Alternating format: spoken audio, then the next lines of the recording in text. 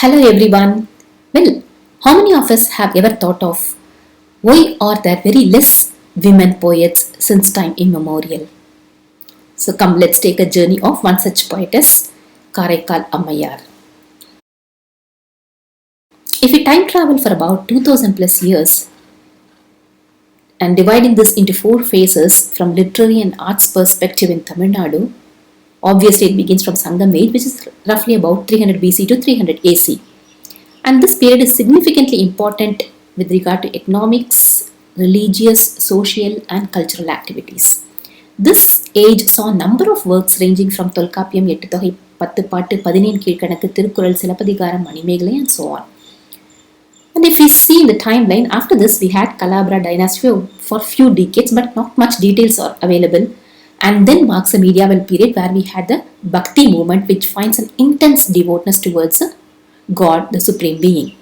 And it is during this period an interesting metamorphosis took place under two major sects, Saivites and Vaishnavites, that is, those who followed Lord Shiva and Lord Vishnu respectively. Saivism was largely propounded by 63 Nayanmars and Vaishnavism by 12 Alvars.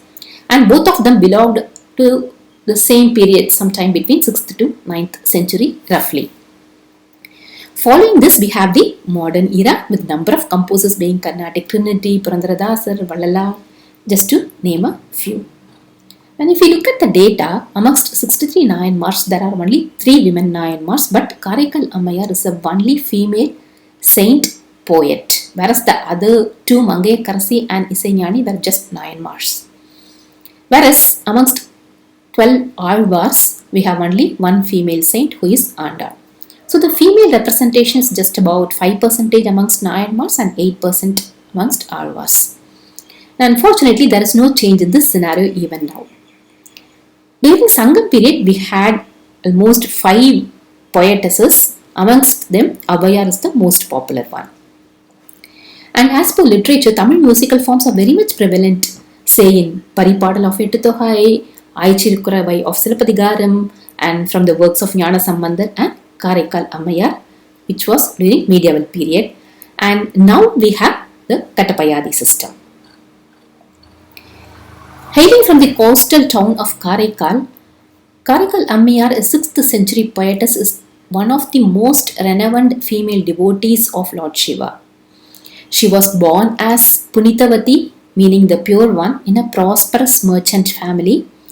And once she reached her marriage age, beautiful Punitavati was married to Paramadattan, a wealthy merchant, and they were having a happy married life. One day, Paramadattan sent home 2 mangoes from work. That same day, a holy man visited her house seeking alms. With nothing else to offer, she gave him 1 mango with cooked rice. The Shiva devotee ate the food, blessed her, and left.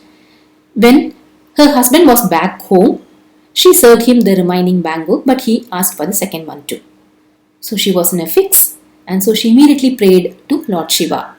And miraculously, a mango appeared in her hands. Tasting the fruit, Paramadattan realized her divine nature, so he just left her. This moment changed Punitavati's life, laying the bricks for her transformation into the poetess saint Karaikal Ammayar.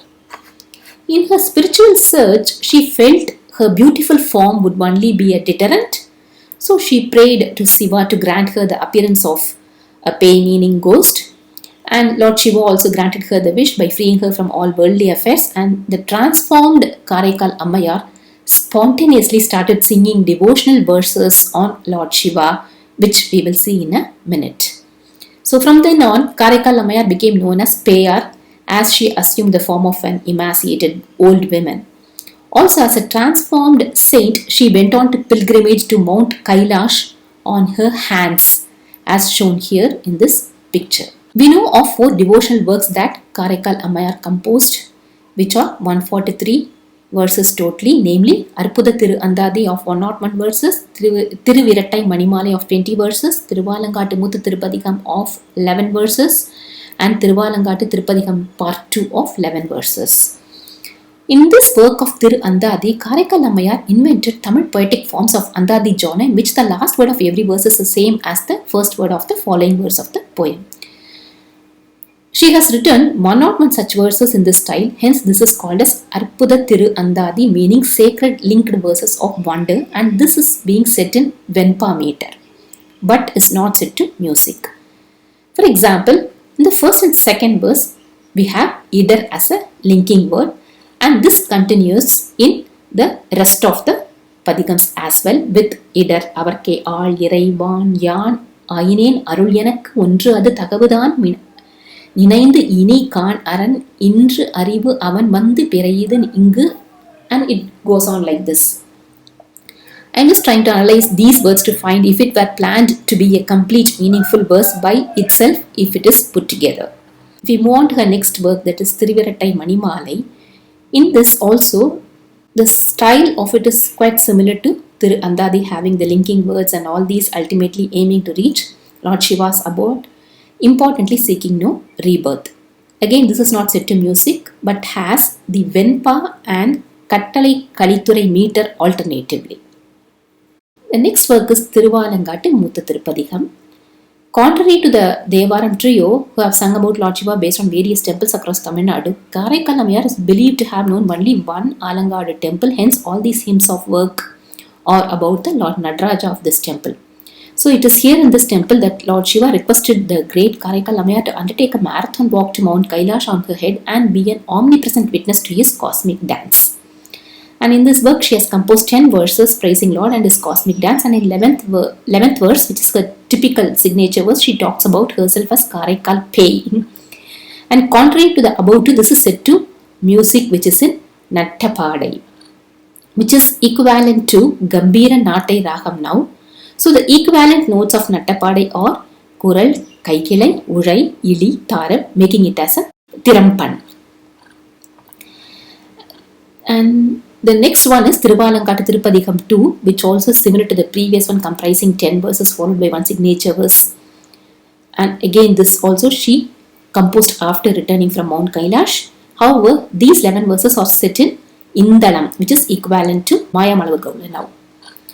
Karaikal Ammayar works are a clear spiritual eternity, yet scientifical, where she has covered the cycle of life beginning with birth, evolution, her love and desire to reach the feet of Lord Shiva. And in all her works, she has a gamut of information covering nature, cosmic dance, music, musical instruments, salvation, rebirth, etc.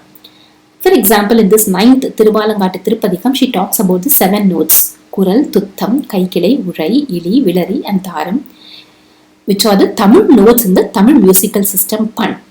Also, she names the musical instruments involved in the cosmic performance, like say rattles, cymbals, veena and so on.